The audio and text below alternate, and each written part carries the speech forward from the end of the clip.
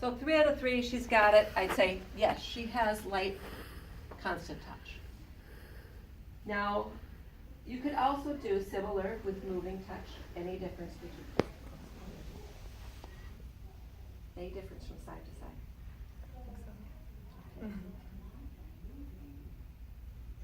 A delay. So, you know, that would be a way, you could just do a real quick screening. Is there any difference? Pain? You see it in the movies as pin. You know, we don't like to use pin anymore. Yeah. If you do see it done, it's usually done at like a 45-degree angle, and then this would be your dull. So tell me whether you feel sharp or dull. And I'm doing this here without supporting her, but I normally would have her supported. But it's going to be, tell me whether you feel sharp or dull.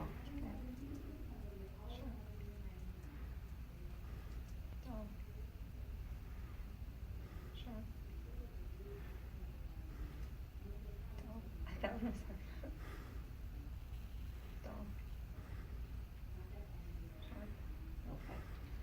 So 6 out of 6. Now, normally, because this could be a little, you do want to show them it ahead of time, and then occlude vision. I'm just kind of showing it fast for demonstrating wise. Then temperature.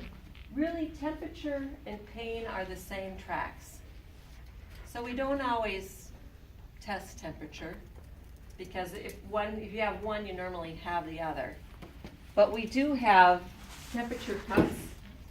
I'll warn you, they're getting a little bit old. So I have the cold in these two and the hot in these covered ones. And these little thermometers that are in the cup are more accurate than the ones on here, just so you know. So in this case, what I'm going to have you do is just tell me whether you feel hot or cold. Okay? And then you're going to want to apply them at a random sequence. Okay? So again, your hands supported. Maybe close your eyes. Say hot or cold. Cold. Cold.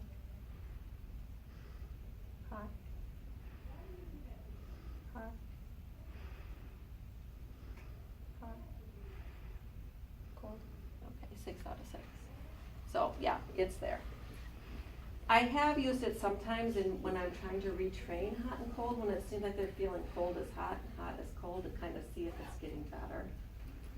So sometimes if you're doing re-education, you can use it there. I have a question. Yeah. You're doing it all in her hands? Do you do it in the thumb? Very good question. Normally in sensory testing, we start distally. Okay. Because if they have it there, they should have it proximally. Okay. And also, there's most receptors are in the hand. So functionally, it makes the most sense. But you do have things like tissue grafts that are localized, where you're just testing the graft area. You use the same kind of process. In that case, you'd be getting ingrowth from the sides. But normally you start distally and go up proximal. But you have to sometimes adjust your expectations of accuracy based on the location. There's heavy receptors in the hand, heavy receptors in the feet, and heavy receptors in the face. And then distally, those numbers decrease, so you're not quite as good. What brings up another thing that I didn't talk about, but I'll get there after we do this. Okay, stereognosis. Stereognosis is that ability to do kind of somewhat quantification. It's identification of objects, so it's a combination of everything, or you could tell if something is rough and dull, or sharp, or hard, or metal, or wood. So in this case, just like we did in Moberg is usually a sensory test, only stereognosis is usually not standardized in objects, and you just present objects to them, make sure that they understand what they are, and see if they can identify that without vision. So, you have a few objects here. And just to remove language barriers and things like that, it sometimes is nice to let them know what they are. So I'm gonna show you here. And also sometimes there's cards, if people are nonverbal, where they can match the cards to the item, so they can just point. So here I have a key, a wooden block, a penny, a screw, and a paper clip, okay? What I'm gonna have you do is close your eyes. I'm gonna place one of these objects in your hand and let me know what they are. Clip. Screw. And if they don't have ability to manipulate, you can do it for them. Penny. Yeah. To see if they can get it with the sensory input. Block.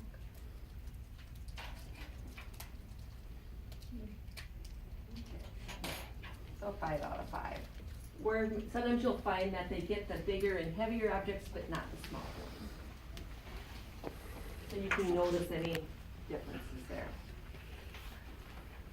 Now, proprioception is going to look at that position sense. And what we're really looking at is, if without vision, can they mimic a position of the joint accurately? And where you see this most used is in central nervous system type diseases, MS, ALS, strokes, where you're really trying to see how much of that feedback of joint movement is getting to the brain, how much can they interpret. So in this case, if they have an involved side or an uninvolved side, I move the involved side for them and they show on the uninvolved side, right? So it's like the brain might be telling them that the joint's not doing it. Right. How much feedback are you getting? So what I'm gonna do, and you have to just really hold them very lightly, is I'm going to move your arm, and what I want you to do is try and move it the same amount on your other side. So say her right side's involved, and her left side isn't. Okay, some of you close your eyes. And you don't wanna give a lot of tactile input here, you wanna give very light touch. So what I'm gonna do is just hold you like this and move your arm, and I want you to show me what I move, how far I'm moving you by moving your other side, okay?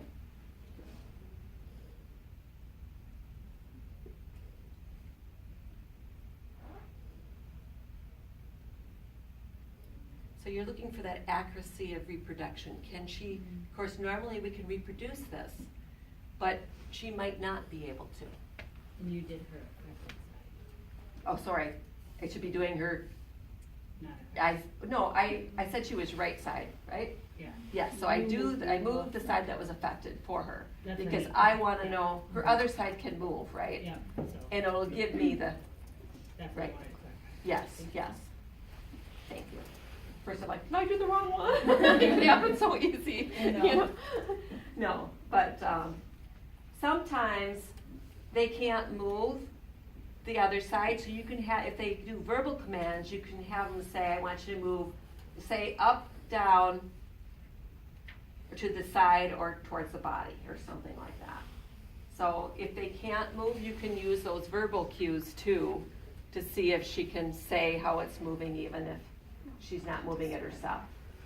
Yeah, because what do you run into, the arms sitting off the tray and getting hurt, and they have no awareness of it. Right, so you're trying to see, do they know where their joints are? Are they hitting everything off the walls? And don't know where their body is in space, right? Okay. I have a question going back to your sensory screening. Just looking at the evaluation, it starts with the shoulder, but you were just saying, you kind of work on the fingers and then that shows. So could we do it the opposite way, like working with the fingers and then assuming that if the fingers are working fine, then the shoulder is also fine? Okay. Yeah, and that's, normally the sensory are done that way. This is just to make sure that we have everything listed, and most times you're gonna see it listed the opposite way. But yes, as a clinician, you will use your judgment. Okay. Yeah, based on that injury and what you know to isolate it to injury, because you certainly don't want to spend all your time doing the screening. It's just a quick, is this involved or not? And then if it is, you know, maybe there's a better way, we can test it a little bit more standardized, which we'll learn next. So these screenings, you know, you're gonna see, I think the book says something, you know, it says like just how many out of how many.